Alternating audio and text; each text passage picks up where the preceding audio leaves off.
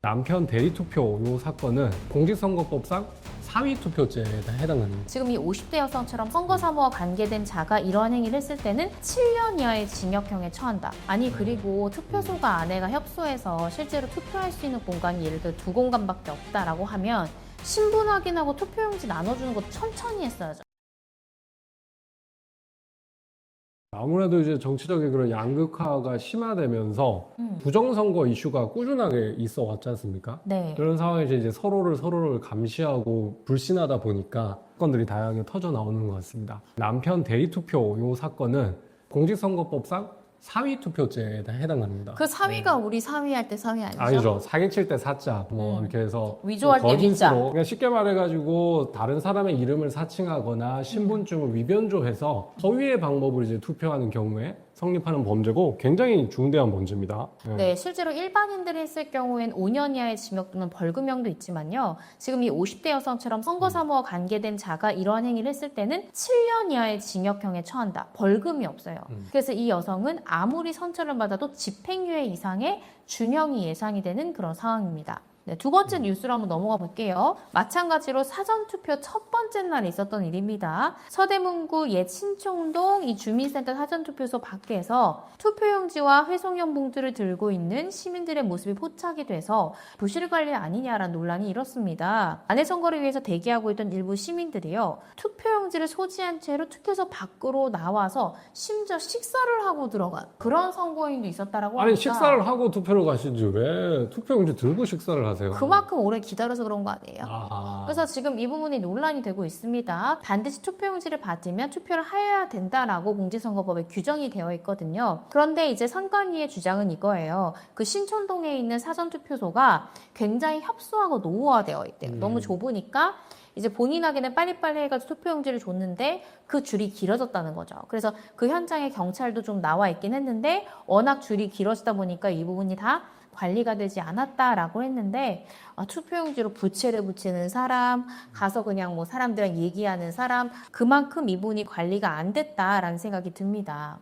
첫 번째 그 대리투표 사건도 사실은 원칙적으로 신분증 검사를 했다라고 하면 걸러낼 수 있는 문제였고, 두 번째 사례도 어쨌든 참관인이 감시를 철저하게 했다라면 사실 막을 수 있는 그런 범죄지 않습니까? 아니 그리고 투표소가 아내가 협소해서 실제로 투표할 수 있는 공간이 예를 들어 2공간밖에 없다라고 하면 신분 확인하고 투표용지 나눠주는 것도 천천히 했어야죠. 그러니까 사람들이 들어가는 거에 맞춰가지고 그렇죠. 일단 4명이 들어가면 4분 기다리세요 하고 들어가면 이런 식으로 관리해야지. 투표소가 노후화되고 작은 거는 원래 그런 건데 그 탓을 하면서 줄이 좀 길게 늘어섰다. 이것은 바로 1초 뒤에 일어날 일조차도 예상을 못하고 선거관리를 부실하게 한 것이 아니냐. 그만큼 선거관리에 대한 전문성이 좀 부족한 것이 아니냐라는 것을 여실히 보여주는 대목이 아닐까 싶습니다.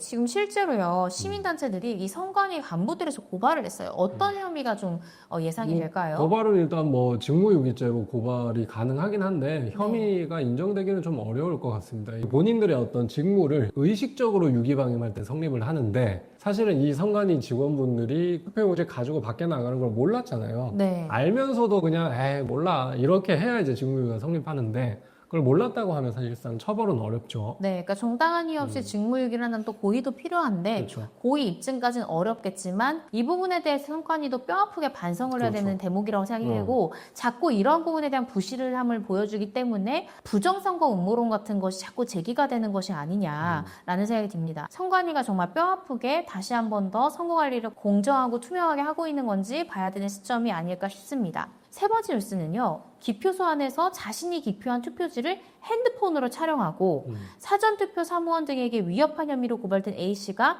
혐의를 인정했다라는 소식입니다.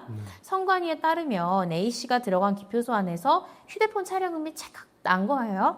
그래서 촬영했는지 확인하려고 사무원이 갔더니 욕설과 폭행을 암시하는 협박을 했다는 겁니다. 선관위 직원이 다음날 이제 그 사람을 찾아가서 설득을 하니까 휴대폰을 보여줬다는 거예요. 네, 네. 휴대폰 안에 투표용지 촬영 사진이 있어서 증거를 수집해서 고소고발을 진행한 사건이죠. 네, 투표용지를 기표소에서 촬영하면 죄가 되나요, 변호사님? 네, 공직선거법 166조의 2에 따라 가지고 기표소 안에 투표용지를 촬영하는 경우에 처벌이 되고 그 법정형이 2년 이하의 징역 또는 400만 원 이하의 벌금형에 처해질 수 있으니까 기념으로라도 절대 촬영하시면 안 되겠습니다. 그러니까 기표소 안에서 내가 예를 들어 1, 2, 4, 5 뭐죠 후보 중에 누굴 찍어서 찍은 걸 사진 찍는 것뿐만 아니라 누구를 기표하기 전에 그냥 투표용지만 그 기표소 안에 가서 찍는 것 자체도 형사처벌 대상이 되니까 절대 해서는 안 되죠. 그리고 이 사람이 정말 나쁜 게 선거 관련한 지금 선관위 관계자를 또 협박하고 폭행을 가하려 했잖아요. 이 부분에 대해서도 처벌되지 않나요? 변호사님? 맞습니다. 그 공직선거법 244조에 공무집행방해죄를 별도로 이제 처벌 규정을 두고 있기 때문에